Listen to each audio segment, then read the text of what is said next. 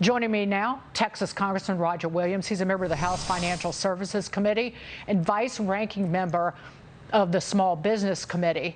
Congressman, you've got a lot of ego to think, and I'm talking about Manchin and Schumer, to think that they could push this through and people wouldn't see it for what it was. And that's harmful to business, job creation, and our standard of living.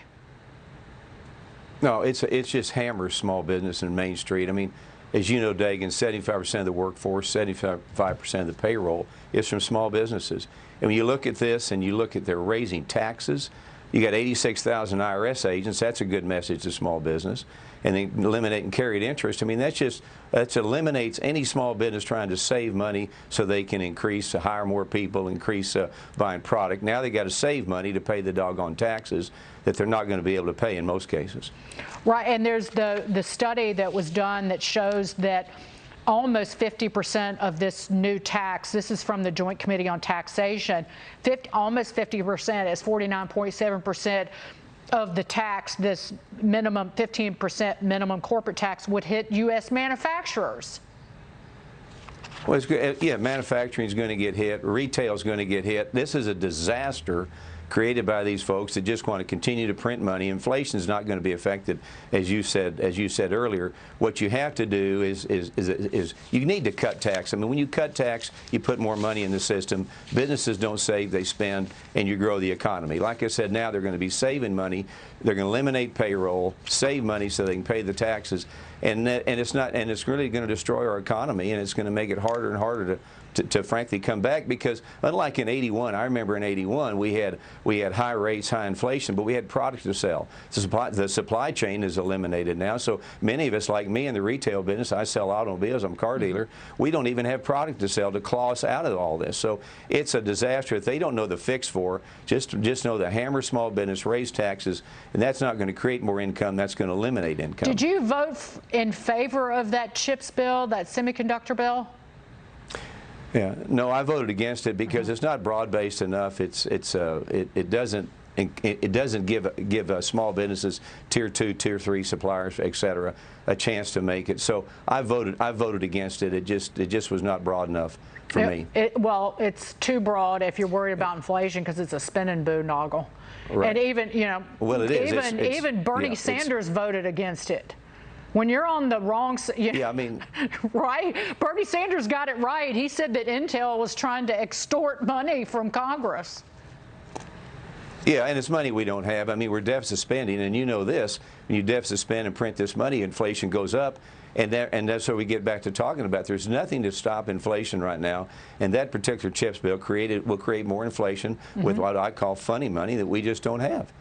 Sean Duffy, jump in here. Former congressman. Yeah, say hello to current congressman.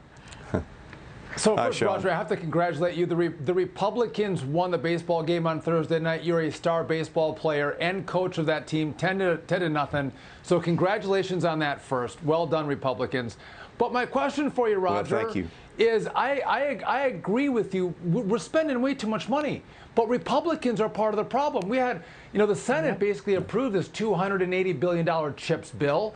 House Republicans voted for it.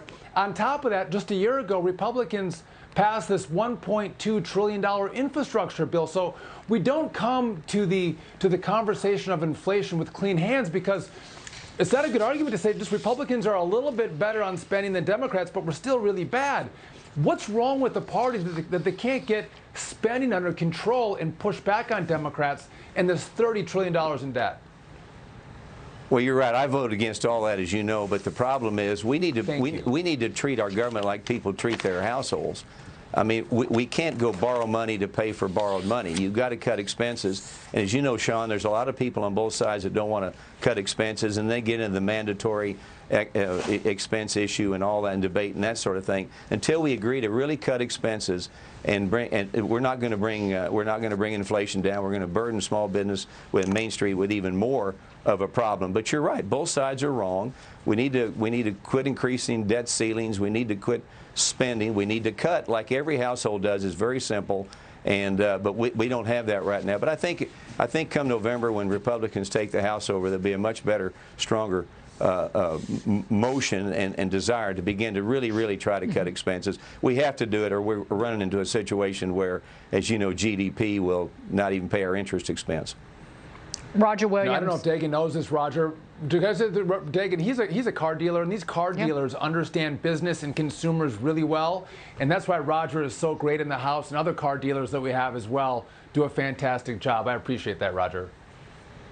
Thank you very much, Sean. Yeah, I love internal combustion engines. I always will. I don't care what the left says. Try to pull a horse trailer, Dagan, from Weatherford, Texas to Midland, Texas, an electric vehicle, and a jet ski and a boat behind it. Not going to work. Congressman Roger Williams, we will leave it with that. Thank you, sir.